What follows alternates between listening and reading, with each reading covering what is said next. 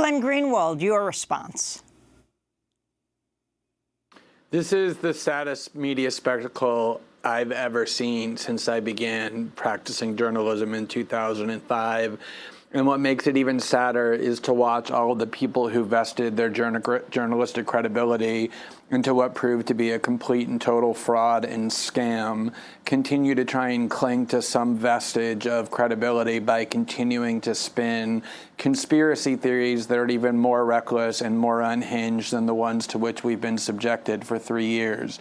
The great journalist and writer Matt Taibbi wrote in an article over the weekend, and I agree with him completely, that as humiliating as the media debacle was leading up to the Iraq war, what they did over the last 3 years in the Trump-Russia story makes all of that look like a pimple. Even though obviously the Iraq war was much more destructive because it led to the deaths of hundreds of thousands of people, the errors and lies and falsehoods and recklessness and speculation that we've been subjected to over and over and over that Robert Mueller just definitively debunked is far more humiliating journalistically, far more unjustifiably journalistically, and who knows where it will lead to. It's ratcheted up tensions between the two most dangerous nuclear armed powers in the world, Russia and the United States, that the Bulletin of Atomic Scientists says has brought us to 2 minutes before midnight on their doomsday clock. So it's also been extremely dangerous in ways that we don't yet know. Let me just say two things. Number one, everybody knows, and I don't care how many people try and rewrite history, that the central question that everybody was obsessed with for 3 years was, did Donald Trump, his family members, and his aides conspire and collaborate and collude with the Russians to interfere in the election? And contrary to what David just said, it is absolutely false that Robert Mueller simply said there's not enough evidence to convict with a reasonable doubt. He said something much, much, much, much more important than that.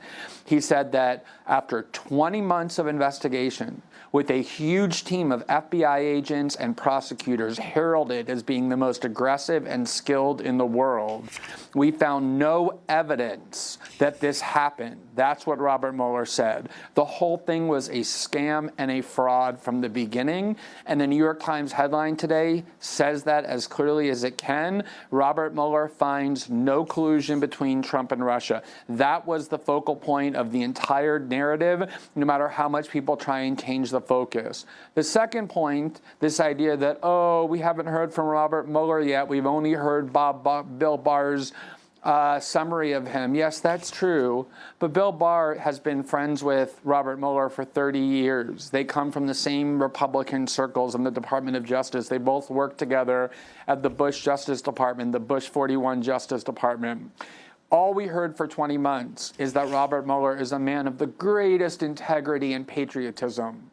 The idea, the very idea, just think about this, that he would allow Bill Barr to run around making false and misleading distortions about what the Mueller team found, and not one person on the Mueller team, including Bob Mueller himself, would stand up and say, wait a minute, he's distorting what our findings was. That is laughable. That's exactly the kind of conspiracy theories that led to this entire mess in the first place, and we should no longer tolerate this. Rachel Maddow and MSNBC are the Judy Millers of this story, except unlike Judy Miller, who was scapegoated for doing things that her male colleague did and had her career destroyed, Rachel Maddow will continue to make $10 million a year for NBC because she's their most valuable brand, and there will be no reckoning and consequences for this story that the media got radically, fundamentally, and deliberately wrong for almost 3 years now in a very dangerous way.